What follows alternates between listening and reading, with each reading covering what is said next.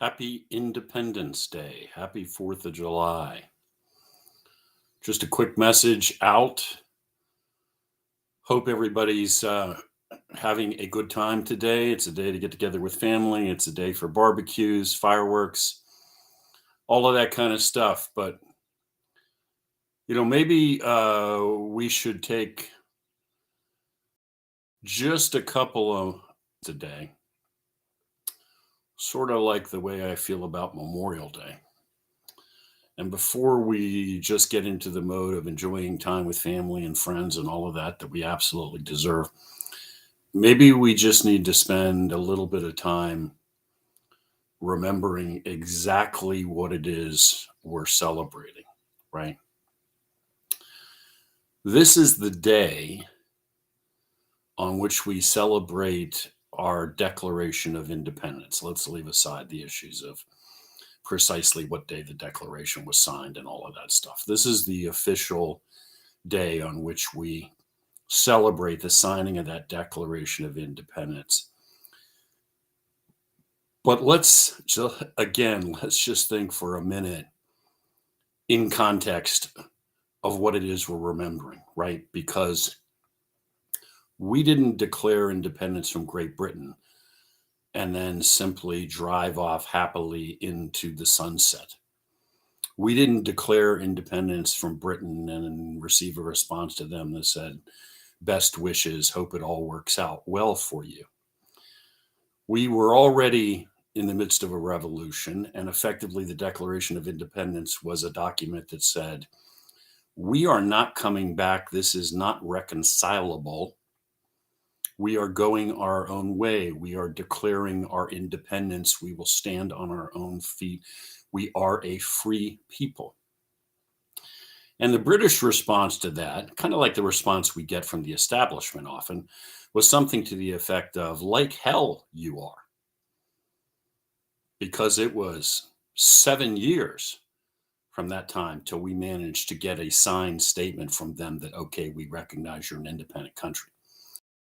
We talk a lot about Washington, Delaware, and Trenton and all of that. Obviously, a great moment in American history. Let us remember that when Washington did that, Philadelphia was under British occupation. The place where they signed the Declaration had been overrun and occupied by British troops.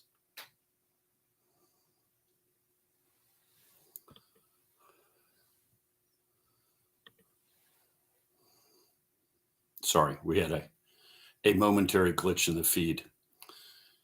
So it took, after all of these brave words, it took a tremendous amount of effort and one hell of a lot of fighting to make this all into a reality. And these are lessons, I think, that we need to absorb, maybe relearn today.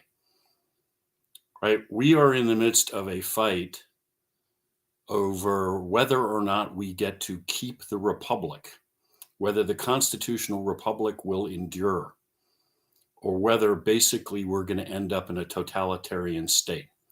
That's what is at stake. And it's time for everybody to absorb that and get in the fight. I got to tell you, if you're one of those folks, and I unfortunately run into them with some frequency, who have sort of decided they're just going to go home, quit, sit down on the couch, and whose response to everything is, it won't make any difference, we're going to lose, then I just got to politely ask you to get the hell out of the way, because we have a country to save. Our focus at the coalition is on action. Talking's fine, organizing's fine, all of that is essential. But we're now at the point in this fight where it's all about action. As Tony Shoup would say, the fix is local. Start with educating yourself. Start with understanding the Constitution. Start with understanding how the system works. And then grab a hold of something and go to work. We are standing up working groups all over the state to prep the ground for primary challenges to establishment GOP legislators that won't get on our side. And we are digging in right now to a fight across the state with county GOPs that are trying to drive out patriots, trying to throw people off committees who have the audacity to not get behind establishment candidates. We're engaged on a whole bunch of fronts. This is a statewide effort.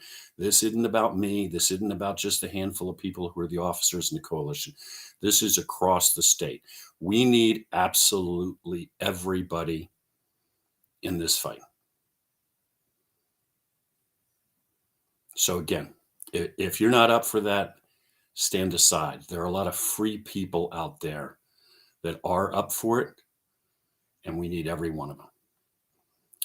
Franklin is reported to have said, Benjamin Franklin, when asked about the form of government that was created ultimately that we now have today, he's famously reported to have said something to the effect of, what form of government do we have, will we have? And he said, a republic if you can keep it. That's the essential question, man. That's the question every generation of Americans has had to answer. Your turn. Your turn to decide whether you're going to stand up, do something, engage, refuse to allow the republic to be destroyed, or you're just going to watch. And now, go have a good time, drink some beer, fire off some fireworks, eat some hot dogs, and enjoy the holiday every one of you deserves. Talk to you soon.